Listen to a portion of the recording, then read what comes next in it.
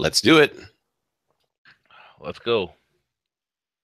And aloha snack bar, everyone. It's the one, the only Senor Silverback on a glorious Monday, and he's hanging live with the one and only CJ, the denizen of the airwaves. And we're coming to you on another glorious day to give you all sorts of news, information, and anything that matters. With that being said, CJ, what is the good word, sir? Hey, good morning, V. Yeah, did you have a good weekend? Weekend was not long enough, man. More snow. I'm just getting sick of it, bro. All the snow. Spoke too soon about this mild winter, CJ. I really did. You can keep it all east, bro. You can keep it all Yeah, east. I know. You're out there in board shorts, and I'm over here like freezing my rear end off. And Al Gore's out there traveling the world talking about climate change. Oh man. Anyway, buddy, what is on the radar? I heard there's some Well, juicy bits of info. yeah. I mean, yesterday it's interesting that we're getting ready to discuss this because we were having some conversations over the weekend in regards to just really having to really filter out what you read in the media nowadays. Yeah. Because there's just so much bogus stuff coming right, and the Washington Post will put something out, and then every other news organization will pick it up and start telling the story. So the Washington Post started telling the story about that General Flynn is on the chopping block, that he potentially, could be released for allegedly conversations that he had prior to the elections regarding a Russian ambassador. So it's very interesting. And then it comes out that this is pretty much, they're anonymous sources. No one's really coming forth to say who, what, but just a complete narrative regarding the fake news that these liberals keep creating. Yeah. Well, Jeff Bezos. Jeff, I love your stuff. I'm a big fan of Amazon. I love the products you guys, the services you guys offer. It's great. But this whole Washington, you need to rein this in, buddy. You really need to rein this in, because here's the deal. Okay. You got this moron that's out there. The morons are basically Washington Post. These are the guys who pretty much making up stuff at this point. If you don't think, look, if you haven't gotten to your heads yet, the fake news is a label used by mainstream establishment media to censor the truth, then you're hopelessly lost. Okay, because here's the fact. Okay, everything from, we have 9 anonymous sources that say General Flynn. These guys are the ones. Let me remind you. Okay, Russian hacking, fake news. Russia hacked the electrical grid, fake news. Russia, what is it? One after the other. The Russians, killed Marilyn Monroe, fake news. I mean, these guys will write any kind of stupid stuff whatsoever, bro. Okay. No, and they're saying 9 anonymous sources from basically a blog that's connected to propagating fake news. It's BS. This is psychological warfare. Now, we could be on a simple side, CJ, at one level. Okay, this is so dangerous, and this nonsense has to stop. Because at one level, we can say, yeah, it's fake news, and then brush it off as a bunch of whimsical liberals. Okay. But you got to understand, there's an agenda here. This is all-out warfare. I am detailing this in this article, and what I'm going to roll out for you guys, hopefully this week, will be so freaking like a bombshell. It'll be absolutely bombastic in terms of the type of information it's going to deliver and the type of clarity it's going to bring. This is psychological warfare. This is to show and get the American people into mentality that our leadership is weak, that our president is a bumbling idiot, that he doesn't know who he's picking, and that those that he has chosen in positions of leadership, okay, are incompetent.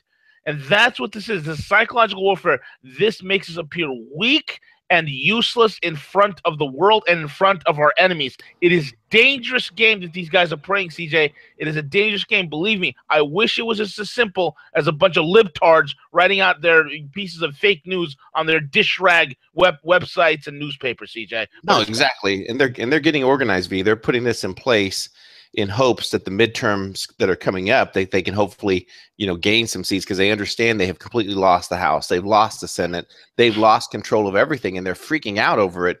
So all these fake narratives they're putting in place to make this administration look bad is for a reason. They're organizing, V. That's what they're doing. Oh, 1000%, man. I was going to, talk about real quickly about this whole entire flood that's happening in California and the Oroville Dam. But you know what? I'm not even going to bother with that, CJ. I'm gonna connect this whole story that was put out by Mike Cernovich, who I love Mike's work. Great book. We got to have him on one of these days. Guerrilla Mindset is phenomenal. But another piece right here is from FMS Shooter, okay, where he wrote an article. This guy wrote an article. One of the articles is an alleged Muslim spy ring. Why Rex Tillerson was right to clean house. Did you check that out, CJ? Absolutely. And this, yeah, exactly. I sure did. Yeah, this ties right back to V that whenever there was that recent Navy SEAL that was killed Yeah. in Yemen, they talked about this raid and everything, and the media just completely came out and, oh, it was a blunder. You know, Trump's first, authoritative measure made, and it's a complete, blunder, and there was people killed and all this. So, and again, trying to understand some of the reasons that came out, but now we're learning that potentially some of the intelligence information could have been leaked out, and these Muslims that were fired, in fact, were from placed in by Obama. Correct. The SEALs, when they landed, when they hit the ground, and they came upon those those targets, the SEALs themselves said it's like they knew we were coming. They've already been pre-positioned. I mean, they had individuals scurried to a house. They got into positions. They were already in those zones. They were waiting for the SEALs. Who the hell leaked the mission? Who the hell compromised the mission? Well, there are these three Muslim brothers who I think are Muslim Brotherhood, because we know the Muslim Brotherhood has been infiltrating our offices, have been infiltrating our intelligence services, have been infiltrating the administration of Barack Hussein Obama. And the fact that you had 8 members of what's called the Senate Oversight Committee on Intelligence, it's a freaking oxymoron. Excuse me, I was about to curse. It's a freaking oxymoron. You got Paul Ryan, Pelosi, Mitch McConnell, Chuck E. Cheese Schumer, Nunes, I don't even know who the hell that is, some idiot named Schiff, a guy named Bob Burr, and Dianne Feinstein. 8 wondrous people. 8 wondrous, blunderous morons. Okay?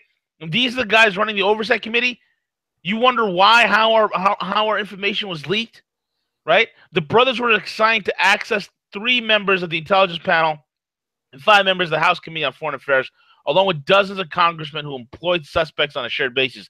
They gave them direct access to our military secrets, like missions carried out by the Navy SEAL Team 6.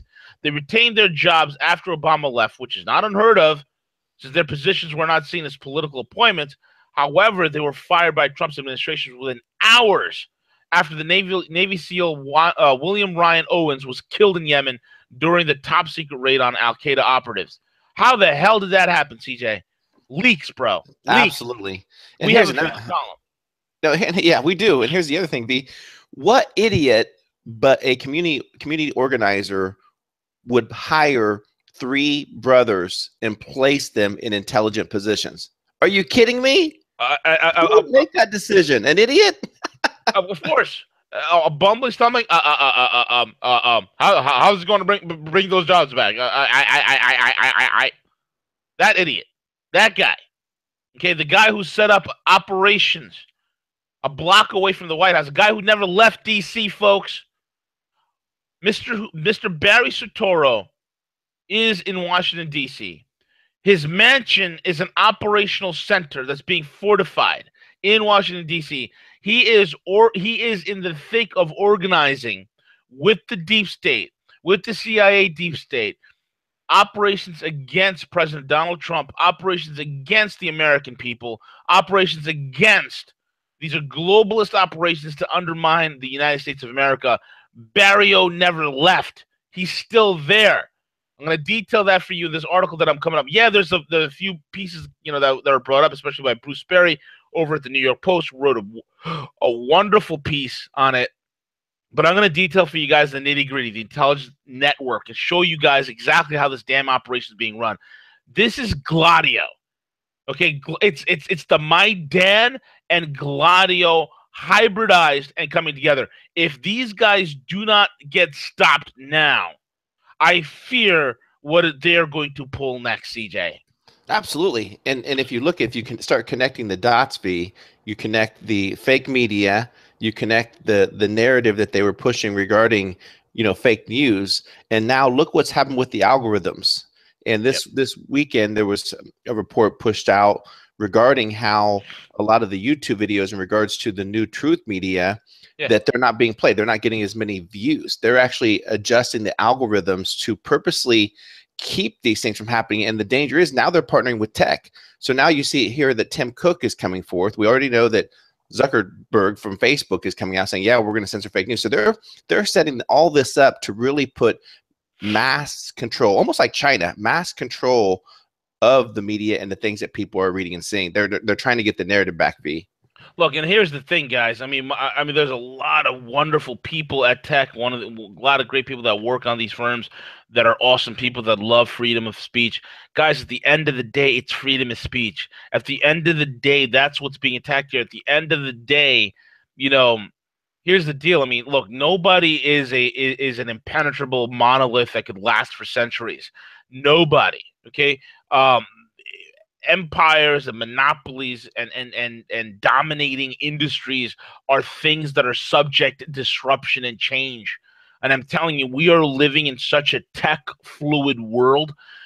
People think, oh, we're such a high tech society. Yeah, we're high tech, but at the same time, it's a fluid technological world. What I mean by that is this: we are always right now in such a state of tech. We're on the bleeding edge of innovation. All it needs is for certain individuals to start coming out with disruptive technologies, and they can change the game. And I believe this. Look, banking is the next big industry to get disrupted. The other big industry right now is social media. You can expect there's going to be some disruptive players that are going to come out in social media. And Gab is just the first shot. It is a sign of things to come. Gab is going to, I'm telling you, there's going to be some crazy innovations coming out of tech, and it's going to swing because the whole trend for tech is to swing in the direction of decentralization and non-censorship. Okay, that's the trend, and it's heading that way. Either the tech companies realize that and be companies that help foster and bring about that change, or they are going to be the ones that will be disrupted, caught off guard, and become obsolete. Absolutely. And if you can't filter your own news to understand that if you're reading a story and it says that someone that just recently passed away and it's a bogus story at yournewscentral.af. whatever, if you can't understand that that's fake news yourself, then maybe you shouldn't even be reading the news. You should just stick to like celebrity gossip. That's what you should do. Seriously, bro. It's unreal. Absolutely. Unreal. Speaking of algos, man, algos run the world. I think people need to understand that, huh? Yeah, absolutely. It's this comes to us from Yahoo in terms of everything that you run for, everything that you're browsing online. There's times I swear, V, that I go to do a search on my phone, and the search is already there even before I'm even typing it. It's like, did you just read my mind? Crazy, bro. It is so crazy. Yep, absolutely. That's what people need to realize. It's everything is algos. I picked this up because of the simple fact, this is what, Dex has been saying. Dex came on and Dex like, yo, algos run the world. Let's see what the algos are saying. And that goes over the heads of so many people. But if you think about it, it literally is over everything. It's the algos. We don't have a real market anymore. We don't have a real market. So we have a complete market that is really rigged. It really is rigged. So anyone that's out there saying that the market's going to crash tomorrow, that that the bond market is going to collapse next week, and this, that, and the other, they're going to say, no, you can't say that because your guys are being old school. You're looking into the myopic spectacles of an era that is far long gone, CJ. Absolutely.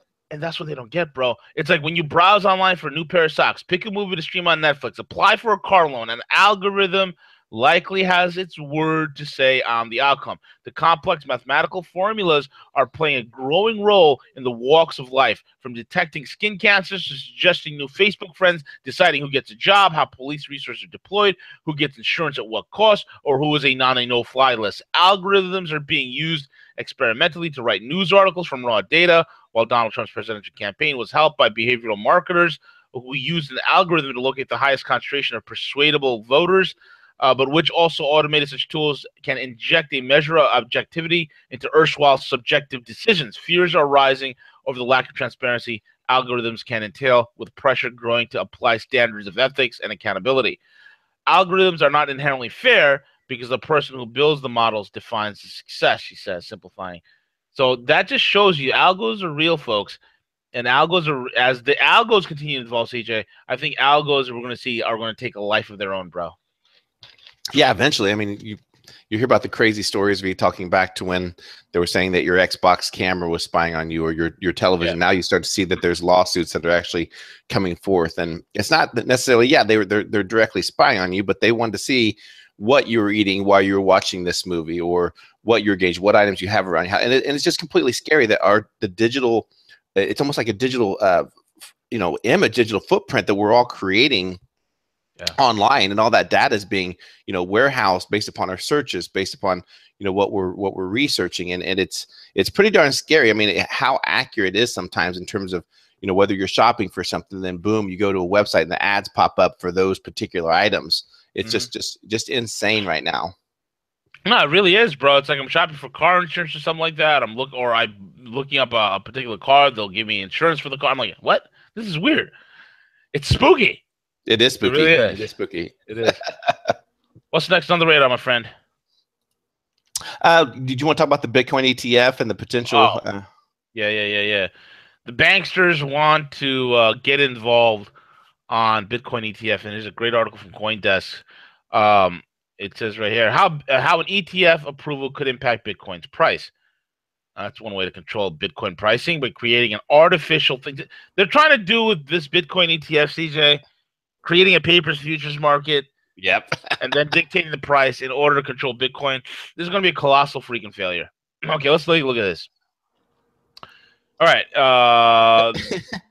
where do I begin? I'm laughing still. No, yeah. Instead of actually owning Bitcoin, just own shares of it. Own it on. It just doesn't make any sense. They're just trying to get into that market and trying to figure out how to do it, but. Yeah, just basically the article goes on to say how they can expand it. If they start doing an ETF on Bitcoin, how much higher they can go in terms of Bitcoin and pricing and everything. And this is exactly, what they do with a lot of other things, right? So it doesn't make any sense.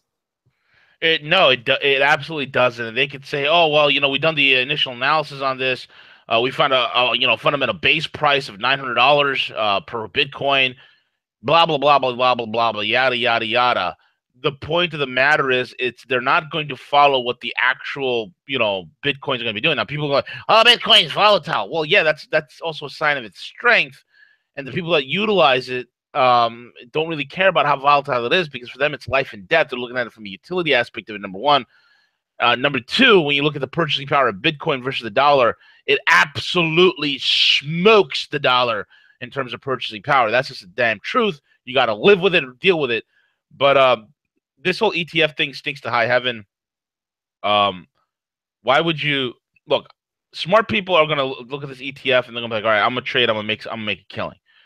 Traders always look for opportunity and leverage. They're gonna come in. They're gonna make a killing on it. But if you're the average everyday person, if you have a choice between buying a Bitcoin or buying an ETF, dude, come on. Exactly. Seriously. Anyway, buddy. I'm hearing that the Skynet is active. The Skynet is active. Huh? Coming to a grocery store near you? Absolutely. So, yeah. So Jeff Bezos keeps talking about this supermarket, and they've actually built a prototype model now of this supermarket that basically just needs 3 human people to work in it, and the rest is ran by machines that pick the items that you need. There's your $15 an hour. Well, I mean, that's what happens when you push human labor so far. The tech giants will come up with solutions for it, wrong or right, but you can't demand that type of pay for, low-paying jobs. It's just amazing. So I just put this out there just to take a look at it. I love it. It's very interesting, the concept around it. I love the fact now that I can actually go online to my local grocery store and place those items in a basket, and then pull up curbside, and there's somebody there to to bring them out to my vehicle. It's just amazing what's happening. So yeah, this technology go forth and going forward, that person that picks it up in the store could be a robot to just go grab them. I mean, just as easily.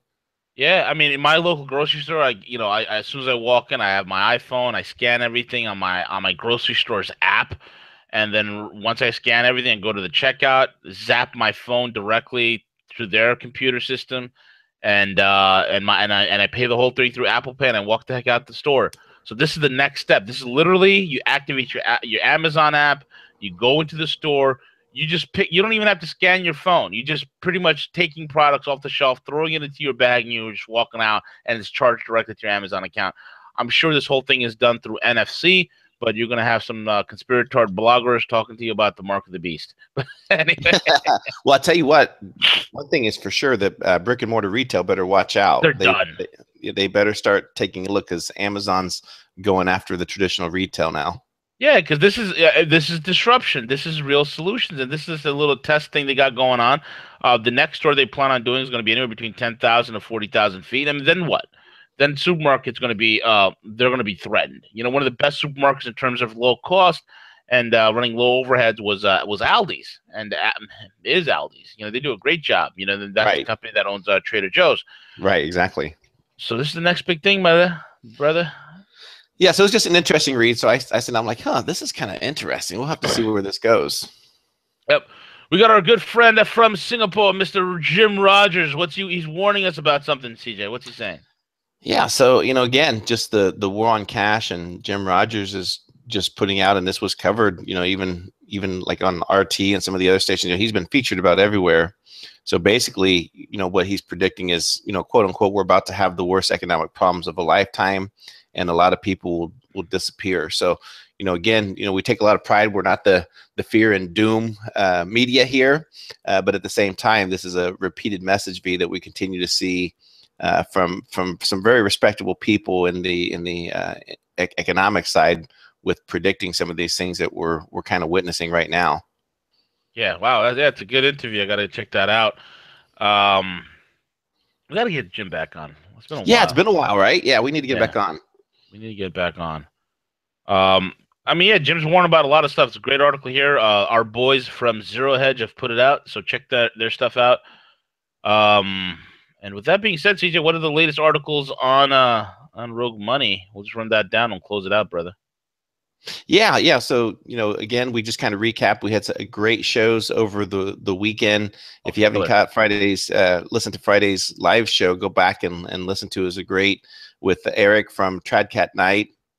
Mm-hmm. And then also James details out a little bit payback for the assassinated that occurred in the Ukraine. So again, apparently the general died of a heart attack in the Kiev office.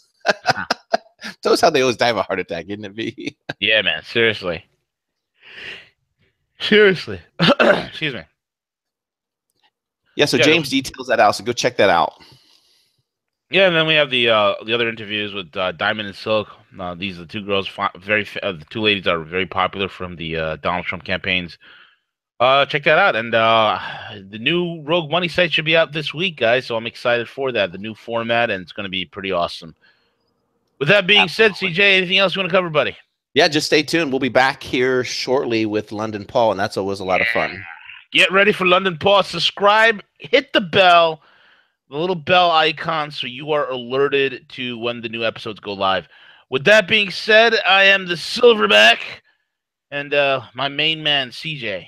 We are over and out. Take it away, CJ.